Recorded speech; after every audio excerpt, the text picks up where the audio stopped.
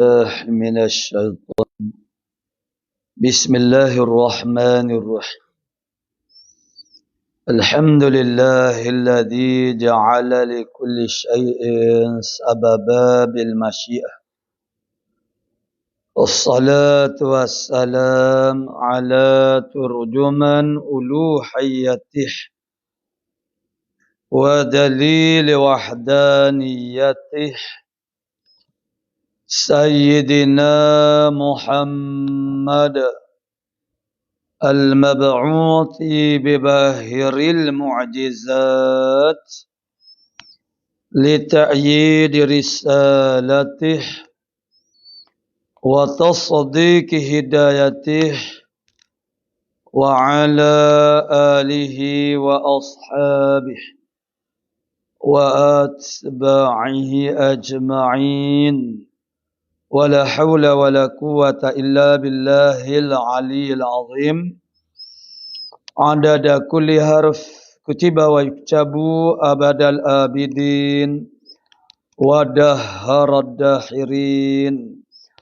اللهم فقهنا في الدين وعلمنا التأويل. اللهم فقهنا في الدين وعلمنا التأويل. اللهم فقهنا في الدين وعلمنا التأويل. اللهم رب اشرح لي صدري ويسر لي أمري واحلل عقدة من لساني يفقهوا قولي.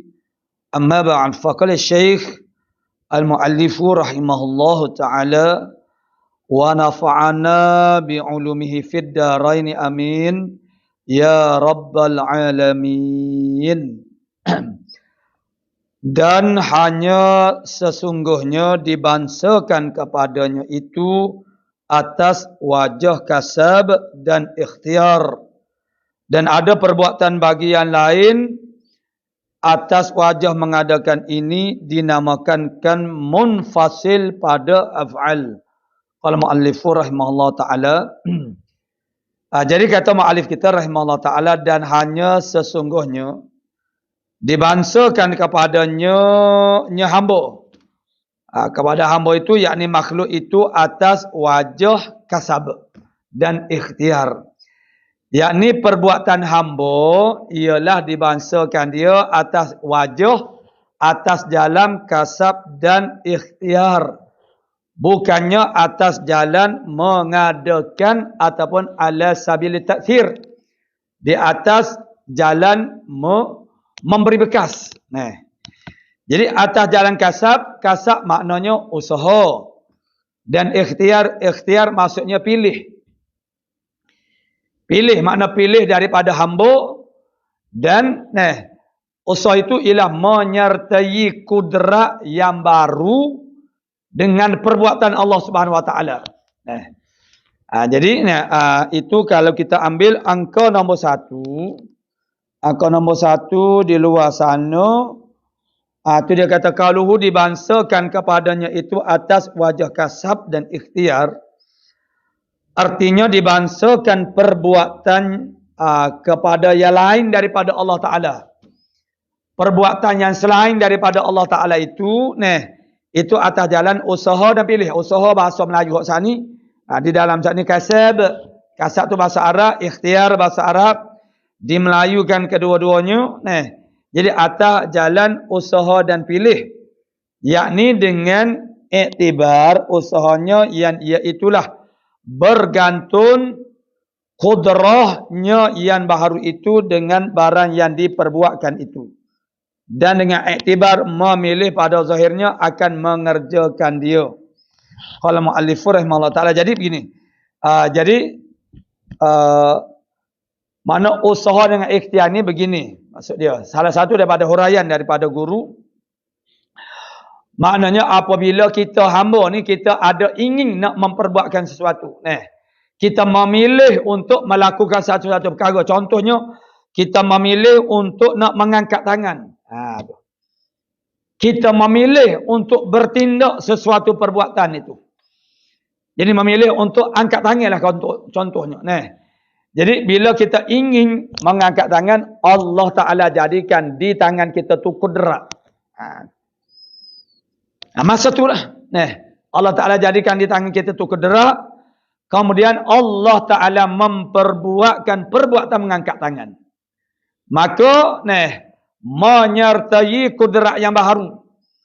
Kudrat yang baharu itu makna kita lah. Makna kudrat kita lah. Menyertai kudrat yang baharu itu akan perbuatan Allah Ta'ala. Jadi maknanya kita memilih untuk mengangkat tangan itu nama dia ikhtiar. Kemudian menyertai kudrat yang baharu dengan perbuatan Allah Ta'ala itu, itulah nama dia kasab. Maknanya usaha. Jadi maksudnya ialah usaha dan ikhtiar ini dia ada dua hikmah. Mengapa Allah Ta'ala berikan kepada kita usaha dan juga ikhtiar, atau kasab dan juga ikhtiar. Maknanya perbuatan yang kita adakan itu bukan perbuatan kita pada hakikatnya. Wallahu khalaqakum wa ma ta'malun. Allah yang menjadikan kamu dan apa yang kamu kerjakan. Bermakna apa yang kita kerjakan itu ialah perbuatan Allah Subhanahu wa taala. Allah Taala yang menjadikannya. Hanya dikatakan kita sandarkan perbuatan itu pada kita. Seperti kita kata saya makan, saya berjalan, saya naik motor. Itu kita sandarkan perbuatan itu kepada kita. Itu ala sabil majaz lah, atas jalan majaz. Maknanya kerana diberikan kepada kita kasab dan ikhtiar ini. Kita yang memilih nak melakukan perbuatan ini. Jadi dengan sebab itu dibansakan perbuatan itu kepada kita. Hakikatnya Allah yang menjadikan perbuatan kita. Jadi diberikan kepada kita oleh Allah Ta'ala kasab dan ikhtiar supaya kita boleh sandarkan perbuatan itu kepada kita sendiri. Seperti tadilah, seperti kita kata, saya makan, saya minum, saya berjalan. Jadi sedangkan perbuatan itu ialah perbuatan Allah Ta'ala. Kalaulah tidak ada langsung peranan daripada kita, seumpama orang panggil kasab dan ikhtiar ini bermakna tak bolehlah kita sandarkan perbuatan itu kepada kita. Kerana hakikatnya ialah perbuatan Allah Subhanahu Wa Ta'ala. Yang kedua, sebab apa diberikan kepada kita oleh Allah Ta'ala kasab dan ikhtiar? Supaya boleh diambil diberi balasan terhadap perbuatan kita. Diberi balasan itu balasan kebaikan yang kita lakukan, kebaikan dan kejahatan yang kita lakukan. Makna bila melakukan maksiat boleh diambil salah dan dihukum. Hakikatnya perbuatan Allah Ta'ala. Jadi dihukum kita itu kerana kita yang memilih nak melakukan pekerjaan itu. Kita yang memilih. Jadi maksudnya ialah kalau tidak ada langsung ikhtiar dan kasab daripada kita, jadi tak kena lah. Maksudnya kita, Allah yang menjadikan perbuatan kita melakukan maksiat. Kemudian kita pula dihukum. Itu maknanya tidak kena. Jadi maknanya kerana adanya daripada kita itu ikhtiar, mana memilih, maka kita boleh dipertanggungjawabkan dengan perbuatan kita itu. Itu dua perkara. Sebab apa? Diberikan kepada kita kasab dan ikhtiar. Dan adanya perbuatan bagi yang lain atas wajah mengadakan ini dinamakan mumfasil pada af'al. Jadi kalau ada yang selain daripada Allah Ta'ala yang boleh menjadikan, mengadakan, melakukan perbuatan di atas jalan mengadakan, maka itu nama dia mumfasil pada af'al. Mumfasil pada af'al namanya. Beberapa yang bercerai pada af'al. Maksudnya ada zat yang lain yang boleh mengadakan seperti Allah Ta'ala mengadakan. Yakni ala sabil taksir, atas jalan memberi bekas daripada tiada kepada jadi ada. Jadi kalau ada yang lain daripada Allah Ta'ala, ada zat yang lain daripada Allah Ta'ala, dianya maknanya boleh mengadakan seperti Allah Ta'ala mengadakan. Mana? Ala sabil taksir, di atas jalan memberi bekas. Itu dinamakan dia sebagai mumfasil pada af'al. Beberapa yang bercerai dengan disebutkan kepada zat yang lain daripada Allah Subhanahu Wa Taala, itu yang bercerai dan pada af'al, pada perbuatan. Dan ternafi dua kam ini dengan wahdaniyah Allah Taala pada af'al. Mana kam muttasil pada af'al dan kam mumfasil pada af'al. Ternafi kedua-dua kam ini. Kam itu maksudnya beberapa. Dan kam itulah maksudnya syirik. Syirik itu dia ada pada perkataan makna kam itu. Kam tu makna berapa? Beberapa. Jadi beberapa yang berhubun. Tu. Yang berhubun dan pada af'al dan beberapa yang bercerai pada af'al. Beberapa yang berhubung pada af'al ni maksudnya ialah Allah Ta'ala nak menjadikan alam ini seumpamanya bumi. Bumi ni Allah Ta'ala kena berkongsi, bekerjasama dengan Tuhan yang lain. Itu. Kalau tidak, tak dapat nak mengadakan bumi. Itu dia panggil kam muttasil pada af'al. Jadi kedua-dua kam ini ternafi dengan kata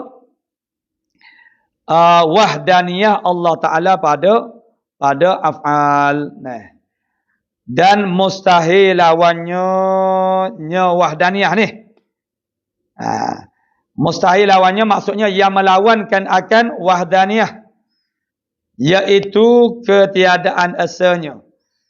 Lawan kepada wahdaniyah, asa ialah tidak asa lah. Mana berbilang-bilang. Itu mustahil. Mustahil maksudnya tentu tidak. Tentu tidak. Maknanya ketiadaan asalnya Allah Ta'ala pada perkara, pada segala yang tersebut itu.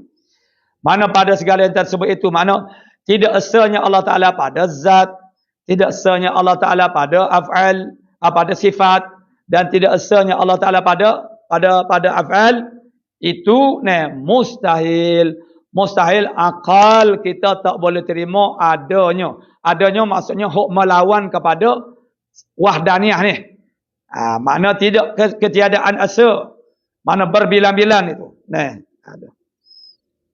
Ketiadaan asa makna berbilang-bilang. Itu mustahil. Mustahil makna akal tak boleh terima. Qala muallifur rahimahullah ta'ala. Dan dalil wahdaniyatullah. Dalil Allah Ta'ala bersifat dengan wahdaniyah. Bahawasanya jikalau berbilang-bilang Tuhan. Jadi ini dia panggil kita kena buat fardu takdir seandainya. Untuk menyabitkan Allah Ta'ala itu bersifat dengan asa. Kita kena kata, kalaulah Allah Ta'ala itu tidak asa. Tu, macam tu. Jadi bahasanya jikalau berbilang-bilang Tuhan. Kalaulah Allah Ta'ala ini berbilang-bilang. Nescaya adalah tiap-tiap Tuhan. Daripada beberapa Tuhan itu lemuk. Jadi kalau kita kata Tuhan itu lebih daripada satu, makna berbilang-bilang, maka tiap-tiap daripada Tuhan itu pasti akan jadi lemah. Tu. Kerana apabila kita katakan Tuhan itu lebih daripada satu, makna dua Tuhan. Kita buat fardu takdir dua Tuhan dulu. Jadi kalau dua Tuhan itu maknanya pun dah lemah dah. Jadi kalau 3, 4 ataupun lebih ramai lagi, mana min tarikil aula, lebih-lebih lagi dah. Jadi pada takdirnya, kalau kita katakan bahawasanya Tuhan itu lebih daripada satu, makna dua, maka tidak sunyi daripada dua Tuhan itu muwafaqah, sepakat di atas menjadikan suatu perkara ataupun meniadakan suatu perkara. Jadi kalau kita katakan bahasanya ada dua Tuhan, maka tak sunyi dia akan terbit masalah. Yang pertama, kedua-dua Tuhan itu sepakat. Sepakat, yakni sama-sama nak mengadakan ataupun sama-sama nak meniadakan. Yang kedua, ialah bersalahan.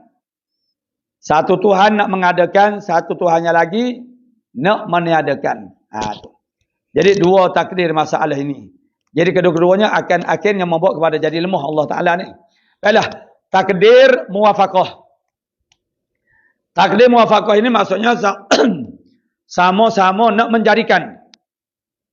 Sama-sama nak mengadakan. Sama-sama nak mengadakan alam ini. Jadi sama-sama nak mengadakan.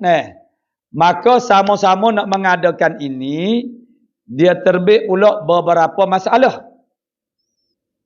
Yakni yang pertama, sama-sama nak mengadakan itu di atas jalan serentak.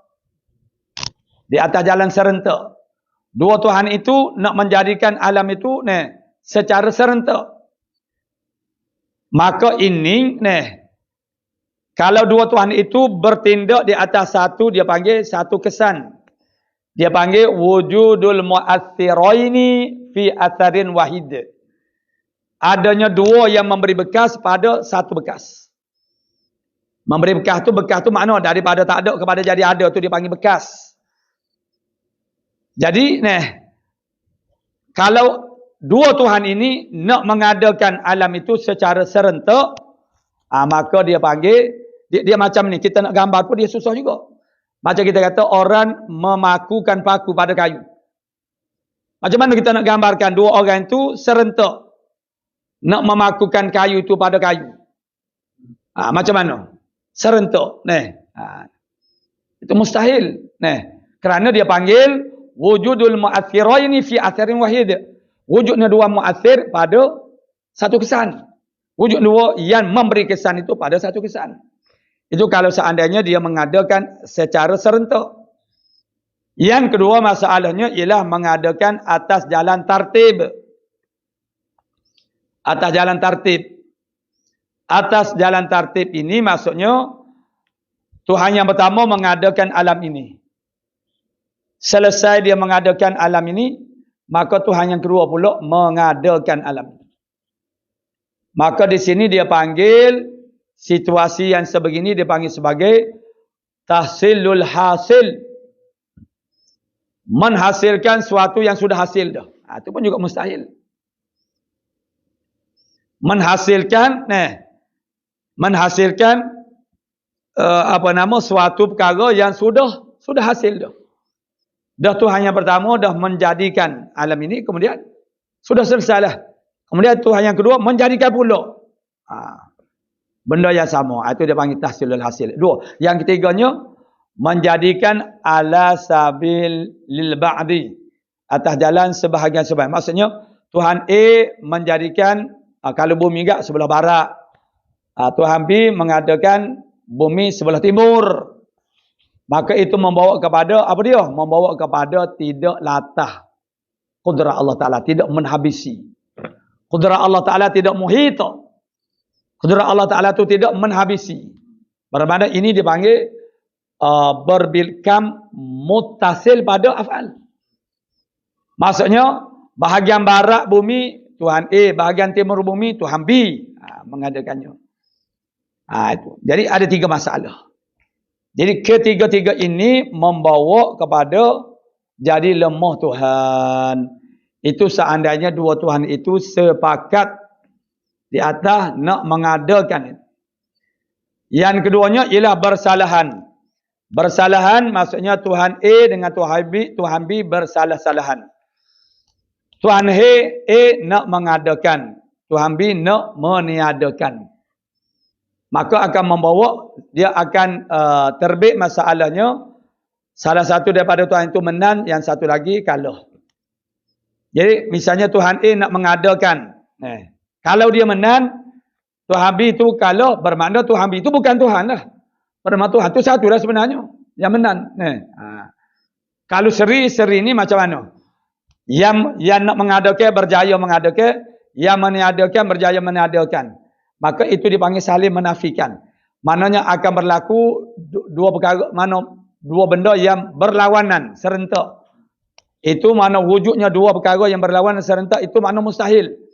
Ada dan tiada. Alam ini ada dengan tiada. Ada dengan disebutkan Tuhan yang nak mengadakan itu, dia berjaya, menang kedua-dua. Dia panggil menang kedua-dua. Menang kedua-dua, Tuhan A nak mengadakan alam ini, berjaya mengadakannya.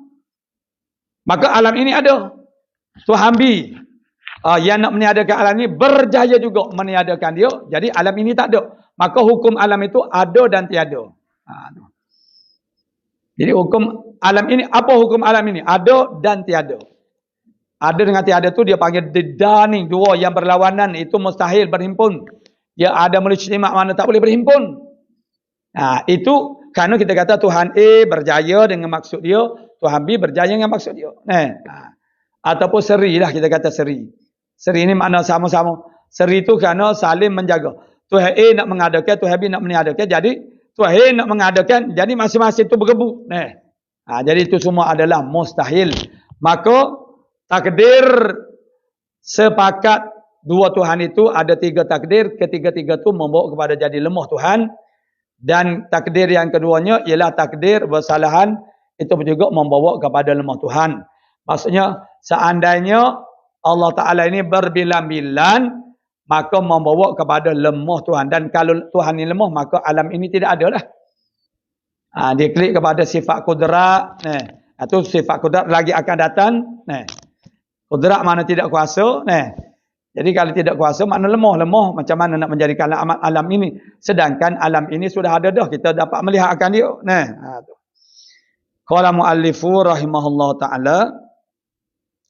Jadi, membawa kepada lemah.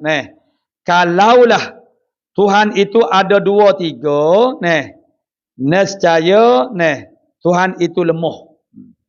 Macam mana kita katakan Tuhan itu lemah? Takdirnya sebagaimana yang saya sebut tadi lah. Mana muwafaqah dan juga bersalahan. Dan jika lemah mereka itu Tuhan. Mereka itu makna Tuhan. Nescaya tiada didapat alam ini. Jadi tidak adalah alam ini. Macam mana nak ada alam ini? Kerana Tuhan itu lemah. Kalau lemah tak mampu untuk nak menjadikan alam ini. Dan iaitu batil. Apa dia batil? Tidak ada alam ini itu batil. Tak betul. Dengan musyahadah. Kita tengok dengan mata lendir kita. Alam ini ada. Bila alam ini ada, menunjuk kepada bahawasanya Allah Ta'ala itu bersifat dengan kudrat.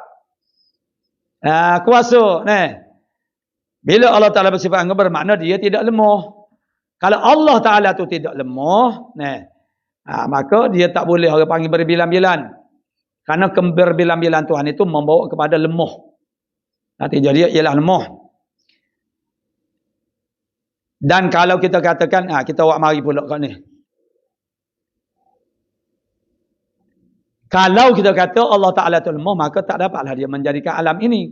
Kalau Allah Ta'ala tak dapat menjadikan alam ini, bermakna alam ini tidak ada. Alam ini tak ada, itu batil. Sebab apa batil? Sebab musyahadah mata melindah kita tengok, alam ini ada. Maka tiadalah berbilang-bilang Tuhan. Membawa kepada kesimpulan, tidaklah berbilang-bilang Tuhan. Maka sabitlah. Sabit ni maknanya tetaplah. Sabitlah wahdaniyahnya Allah Subhanahu Wa Taala. Bila dah tidak berbilang, sabit dah kata tak berbila-bila Allah Ta'ala, maka sabitlah wahdaniyah Allah Ta'ala. Mana Allah Ta'ala.